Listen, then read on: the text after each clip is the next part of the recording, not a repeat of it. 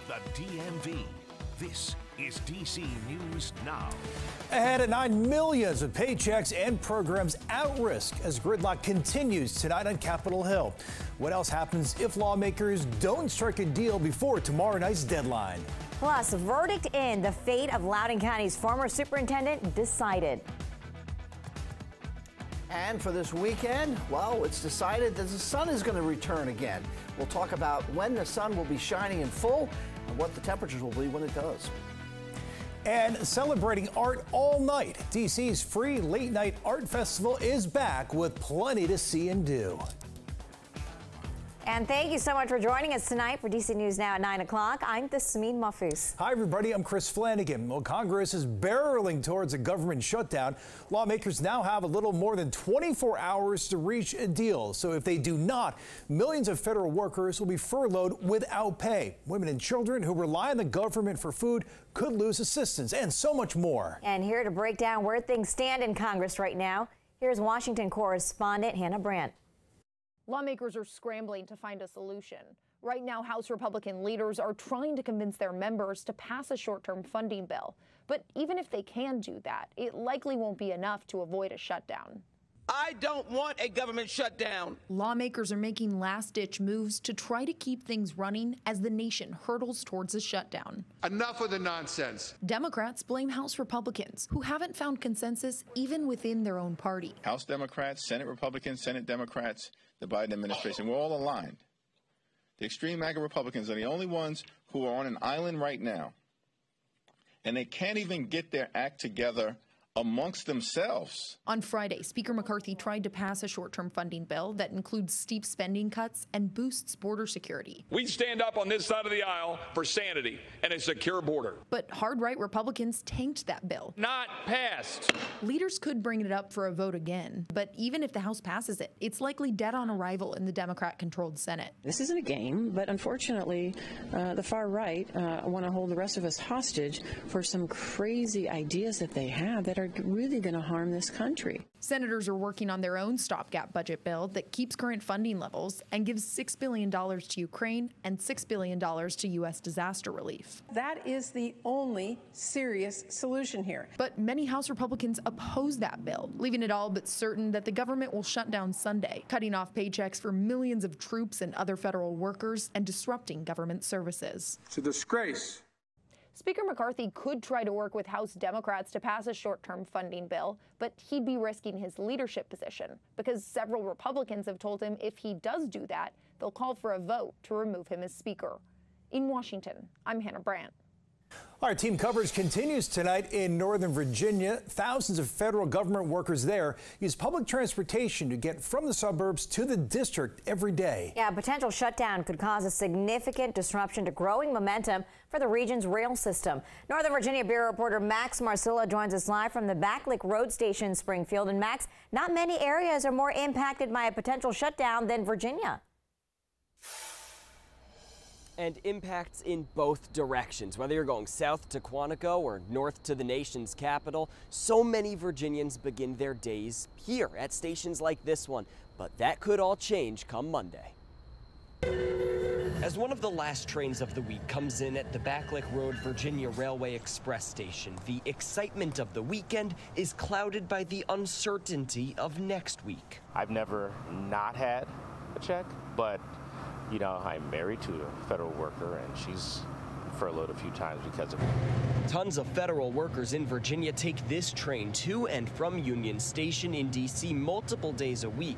VRE says nearly 3 of every 4 riders is a federal government or military employee. Mike Woltz is one of them. 72% of their ridership is federal government or military, and if they're not going to work, then how are they going to make any money? VRE tells us it's prepared to keep all of its services the same for next week, but no announcement for what lies beyond. I know during the COVID it was empty. There was no passengers. and I saw the increase, and I'm afraid that next week is going to be empty again. Antonio Tovar is not a federal government worker, but he takes this train to D.C. for work every day. He says the shutdown comes at a tough time for the transportation system he really enjoys, and he's frustrated by what's on the verge of happening on the Hill. It is very dysfunctional. It's been dysfunctional for a long time, but this is one of the worst times. Riders we spoke with said during those COVID days, riding on these trains was like being in a ghost town. So they're optimistic with how it's been going so far since then. And VRE says about 40 to 50% capacity. That's what their most popular trains are at now. Of course, that could all change in a few days. Reporting live in Springfield, Max Marcilla, DC News Now. Yeah, a lot on the line. Thank you so much for your report, Max. All right, taking a look now at what's impacted by a government shutdown and also what is not. In the event of a government shutdown, all Smithsonian museums and the National Zoo will stay open through at least October 7th. That's next Saturday. The Smithsonian says it's using funding left over from previous years to keep the buildings open. And a shutdown will close the majority of the country's national parks. Thousands of park rangers could be furloughed. And entrances in national parks will be blocked. This is all according to the National Park Service. Now, whether people can access the sites will really depend on the size and location. For example, the National Mall will be open, but there'll be no guarantee of trash cleanup or access to bathrooms. A shutdown would severely impact the food industry as well. Federal loans for farmers would be delayed. Food inspections by the FDA would be limited, and people who monitor water facilities would be furloughed. And travel could be an issue. Thousands of air traffic controllers and TSA officers would be required to work without pay. The White House warns the strain could cause significant delays for travelers. Millions of Americans who rely on WIC for support could see a denial of those benefits and opportunities in the event of a shutdown. All right, as for what won't change, Social Security checks would still go out, and there's no disruption to Medicare. The mail would still be delivered on time, and trash and recycling would still be coming through. Now, for those who rely on SNAP, that's the program that will continue at least through October. Longer than that, there are serious consequences. And if you were wondering, a shutdown will not impact DC's World Culture Festival. It's still on for Saturday and Sunday in person on the National Mall. That festival kicked off today. It is the festival's first U.S. location, having previously taken place overseas. Also happening this weekend, D.C. is coming to life with music, dancing, interactive art, and so much more. Yep, the annual Art All Night. It is back once again, taking over 20 different Main Street corridors all across the district. Our reporter, Mariel Carbone, gives us a look at the action happening tonight in Georgetown. Art All Night is a massive event here in D.C. aimed at connecting the community through art. Now, here in Georgetown, neighbors are working on this painting together. It'll go on display in the library after it's finished and after tonight. Now, artists here that we spoke to, they tell me the creative community in D.C. is like no other. All across the district, the sounds and sights are showing off. We will be singing, we will be dancing, we will be coloring. Art All Night, a two-night event, includes more than 100 local artists spanning all 8 wards. DC's art scene and art community is so amazing. Shama Coover is one of them. It's just an amazing opportunity to meet people who understand the importance of having creativity in your everyday life. The weekend showcases art in all forms, from crafts and comedy for kids to fashion, food, and fine arts. And while it's a way to connect the community, it's also a way to support DC creatives. Sometimes people think that art is not a business. Christy Whitfield is the director of DC's Department of Small and Local Business Development, which helps organize the event. Because it gives people an opportunity to meet artists that they didn't know about and support them and buy that art. I think in the corridors where we're activating, for many of them, it's their highest sales of the year. I feel like the main reason I do this is just to get that personal connection with the audience. Artist Dara Merritt showed at Art All Night last year. She's back again and says it's an opportunity she couldn't pass up. I have an online shop, I have a social media presence, but nothing beats really being in person and having conversations about what people feel about my art. And Art All Night continues tomorrow on Saturday with more in different neighborhoods. We'll get those details for you up on our website, dcnewsnow.com. Reporting in Georgetown tonight, I'm Mariel Carbone, DC News Now.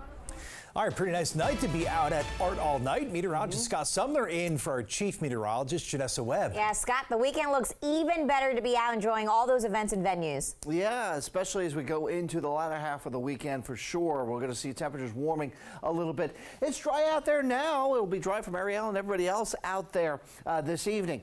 But there will be seeing clouds out there this evening as well. And then overnight into tomorrow morning, we could have some fog around parts of the area. You do see a little patchy shower drizzle activity well out towards the mountains. That may continue here throughout the evening, helping to enhance maybe a little bit of fog out towards the Allegheny Front region. But otherwise, it's pretty quiet. We're not going to be seeing this storm. We're not going to be seeing this rain that's up to the north and the east invade our area. It will stay away, and that's good for us to get out and enjoy the day and the next couple of days thereafter. So let's break it down here. Rain chances, well, nil over the weekend, and as we get into the week, too, it's looking pretty quiet until we get towards the tail end of the week when we have an opportunity of seeing some showers. So the main story here is not going to be the rain or the cloud coverage, because we're not going to see that. We're going to see rising temperatures here and warming numbers going through the back half of the weekend and going into the start and middle of the week, where will be some 6 degrees warmer in the district than normal. And you can see what that adds up to, because the average high temperature is into the middle 60s. So that means 80s for us, low 80s, but 80s nonetheless across the region. All right, tonight, though, no 80s. We're seeing 60s here from 11 to midnight right through to 1 o'clock under mostly cloudy skies. And again, some fog could potentially dampen the morning here. Now, if you get out, I just posted this to social media. If you want to do a car wash tomorrow, preferably do it in the afternoon, not in the morning, because we will have a little bit of sunshine there and it'll be partly cloudy during that part of the day. Now, how about the headlines? Patchy fog again, possible overnight tonight. However, the sun will shine. It will warm up towards the end of the weekend. And really, like I said, a totally quiet weather pattern ahead. We'll talk tropics and we'll talk that 7-day coming up. And we have breaking news out of Prince George's County. 4 people have died in a car crash in Bowie, Maryland. It happened on Woodmore Road right near Pleasant Prospect. Fire crews say only 1 car was involved and it caught fire after the crash. No word on what caused the crash. We do have a crew headed to the scene right now to get more information. We'll have an update later on tonight. And also today, a jury has found former Loudoun County Superintendent Scott Ziegler guilty on charges for the firing of a school teacher. Former teacher Aaron Brooks claimed that the school administration did not do enough to help her and help her teaching assistant when a student was repeatedly inappropriately touching them. Now, local activists brought the issue forward at a school board meeting back in March of last year. But administration said that the teacher violated student privacy laws. Now, Brooks's name was then added to a consent agenda for contract non-renewal. This was going on for months, and they continue to sweep it under the rug and tell the teachers to stick it out until it's somebody else's problem, and that's not what you should be doing. So Ziegler was found guilty on a charge of unlawfully firing a teacher, but was found not guilty of retaliating against a teacher for testifying to a special grand jury. Ziegler now faces up to 12 months in jail or a $2,500 fine. His sentencing is now scheduled for January 4th of 2024. Well, MATA is ordering an inspection of all 2000 and 3000 series trains after a derailment near Reagan National Airport. It happened just before 11 this morning. The Blue Line train was headed towards the Potomac Yard Metro Station. We're told the derailment was caused by an item stuck in the tracks. About 40 passengers were on board at the time. They were all transferred to a shuttle and no injuries were reported, but the incident did disrupt train service for much of the day. And at 90 years old, Sen Dianne Feinstein, the oldest sitting U.S. senator, was a passionate advocate for liberal priorities important to her state, but was also known as a pragmatic lawmaker who reached out to Republicans and sought middle ground. Yeah, as Glenn Walker reports, Feinstein broke gender barriers throughout her long career in local and national politics. A pioneer of American politics, Dianne Feinstein blazed a path for all women, leading them into the halls of Washington, D.C. Being a woman in our society, even today, is difficult.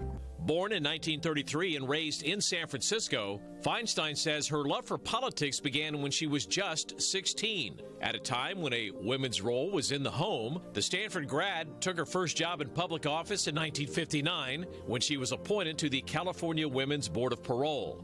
10 years later, Feinstein ran for office for the first time, winning a seat on the San Francisco Board of Supervisors. She would go on to become the first woman to serve as board president. She would run for mayor twice, losing both times. Years later, she says those losses helped define her as a politician. Run, but prepare yourself. You don't drop out. You take defeat after defeat after defeat, but you keep going. In 1978, her life was marked by tragedy. Her second husband died of colon cancer.